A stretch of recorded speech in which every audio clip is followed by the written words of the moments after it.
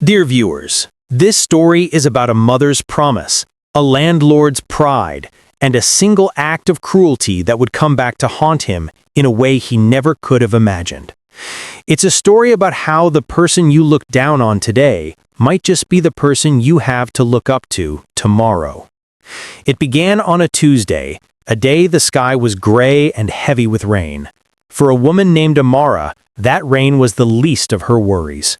Her landlord, Mr. Adebayo, stood at her door with a piece of paper in his hand and a cold look in his eyes. He didn't just want his rent, he wanted her gone. What he did that day, in front of her two small children, set in motion a chain of events that would change all of their lives forever. He thought he was just evicting another poor tenant. He had no idea he was kicking out his future. Before we begin this powerful story of struggle and triumph, kindly subscribe and tell us where you are watching from in the comments below. Your support is what allows us to continue bringing these incredible stories to you. Let's begin. Amara was a woman whose hands told the story of her life. They were not soft. They were rough from washing clothes, scrubbing floors, and peeling yams for other people. After her husband passed away in a tragic accident, she was left with two beautiful children, a boy named David and a girl named Chloe, and a mountain of debt she could never hope to climb. She moved them into a small, one-room apartment in a crowded compound owned by Mr. Adebayo. The room was barely big enough for the three of them. The walls were thin, the roof leaked when it rained, and the paint was peeling like old, dry skin. But to Amara, it was home. It was the only shelter she could offer her children, the only place they felt safe in a world that had been unkind to them. She worked multiple jobs to make ends meet. By day, she was a cleaner at a small law firm downtown. By night, she sold roasted plantain and corn by the roadside, the smoke stinging her eyes as she fanned the coals, praying for enough customers to buy food for the next day. Her children were her world.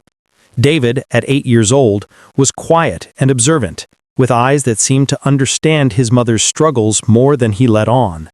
Chloe, at 6, was a ray of sunshine, her laughter the only music that filled their small room. Amara's only dream was to give them a life better than her own, a life where they would be defined not by their poverty, but by their minds and their character. Mr. Adebayo was the opposite of Amara in every way. He was a man whose expensive shoes had never touched mud. He had inherited a dozen properties from his father and had spent his life collecting rent and counting money. He was a big man, with a belly that strained against his starched shirts and a voice that was always a little too loud, as if he expected everyone to listen. He drove a black Mercedes that he parked carelessly, often blocking the narrow path to the tenants' doors. He saw his tenants not as people, but as numbers on a spreadsheet, sources of income that were on time or overdue. He had a particular disdain for Amara. He saw her worn-out clothes, her tired eyes, and the quiet dignity with which she carried herself, and he mistook it for weakness. He would often make comments as he passed her door.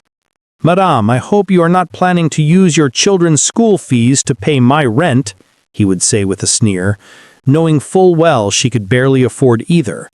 Amara never replied. She would simply nod, her jaw tight, and continue with her work. She taught her children to be respectful, to greet him whenever they saw him, but inside, a quiet fire burned. She would not let this man's arrogance break her spirit. The trouble began when Chloe fell sick. A serious fever gripped her small body, and she lay on her mat, weak and shivering. Amara spent every kobo she had on medicine and doctor's visits. For 2 weeks, she could not work her night job selling corn because she couldn't leave her daughter's side. She watched her savings dwindle to nothing, her heart aching with every pained breath her daughter took. The rent for the month was due, and she had nothing. She had managed to scrape together half of it, but she knew Mr. Adebayo was not a man who accepted excuses or half payments. The day he was due to collect the rent, she prayed for a miracle. She prayed he would see her situation and show a little compassion. But Mr. Adebayo's heart was as hard as the concrete floors of his buildings. He arrived that Tuesday afternoon just as a heavy downpour began. He didn't knock. He pounded on the door with his fist. "Amara, open this door!" His voice cutting through the sound of the rain. Amara's heart sunk. She opened the door, her face a mask of weary apology. David stood behind her, his small hand clutching her dress. "Good afternoon, sir," she said softly. He ignored her greeting, his eyes scanning the small room with disgust. "Where is my money?" he demanded. "Sir, please," Amara began, her voice trembling slightly. "My daughter has been very sick. I spent everything I had on her medicine. I have half of the money right now. I promise, by the end of the week, I will give you the rest. Please, just give me a few more days." Mr. Adebayo let out a short, ugly laugh. "A few more days? Do I look like a charity organization to you? Every month it is one story or another. Last month it was your son's school books. This month it's your daughter's sickness. What will it be next month? Your grandmother's funeral?" Tears welled up in Amara's eyes, but she refused to let them fall. "Sir, I am not lying. Chloe is right here." She pointed to the small mat in the corner where Chloe lay sleeping, a damp cloth on her forehead. Mr. Adebayo glanced at the child for a second and scoffed. "That is not my problem. My problem is that this is the 5th of the month and I do not have my full payment. I have told you people time and time again, if you cannot afford to live here, you should pack your things and go back to your village." He was shouting now, and other tenants began to peek out of their doors, watching the scene unfold. The shame was a physical weight on Amara's shoulders. Her son David stared at the landlord, his young face a mixture of fear and a deep, simmering anger. He had never seen anyone speak to his mother like that. He saw the way her hands were shaking, the way she bit her lip to keep from crying. "Please, sir," Amara begged, her voice cracking. "Just until Friday. I will work day and night. I will get your money." Mr. Adebayo shook his head, a cruel smile playing on his lips. "No, I am tired of your stories. In fact, I have found a new tenant for this room, a man who can pay me 6 months in advance. You have until tonight to pack your things and leave. If I come back here in the morning and find you here, I will throw you and your belongings out into the street myself." Amara's breath hitched. Eviction? Now?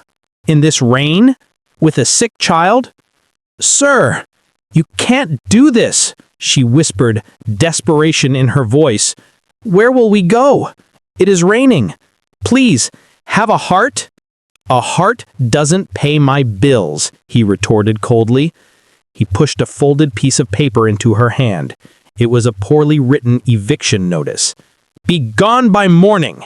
And with that, he turned and walked away, his expensive leather shoes splashing through the muddy puddles, not looking back once. Amara stood at the door, frozen, the eviction notice clenched in her fist.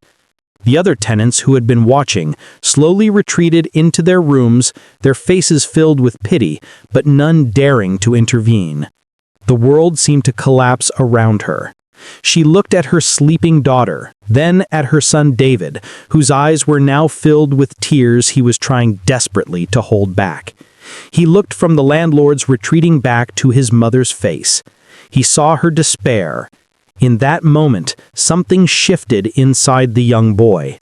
The fear in his eyes was replaced by a look of grim determination. He walked over to his mother and took her hand. "Don't worry, Mama," he said, his voice small but firm. "One day, I will buy you a house so big that no one can ever chase us out again. I promise." Amara looked down at her son, and for the first time that day, she let the tears fall. They were not just tears of sorrow, but tears of a strange, fierce pride. She knelt and hugged him tightly, the eviction notice crinkling between them. That night, as the rain hammered on their leaky roof, Amara packed their few belongings into 2 worn-out bags. Chloe's fever had thankfully subsided a little, but she was still weak. Amara knew she couldn't stay. Mr. Adebayo was a man of his word when it came to cruelty. She found a temporary place to stay in the back room of a small church, thanks to the kindness of the pastor who knew of her struggles. The room was cold and damp, but it was a roof over their heads. From that day on, Amara worked with a renewed fire. The image of Mr. Adebayo's sneering face was burned into her memory. Her son's promise echoed in her ears every single day. She wasn't just working for survival anymore. She was working for a future where her children would never have to feel that kind of shame again. She took on more cleaning jobs, worked longer hours at her roadside stall, and saved every spare coin she could. She poured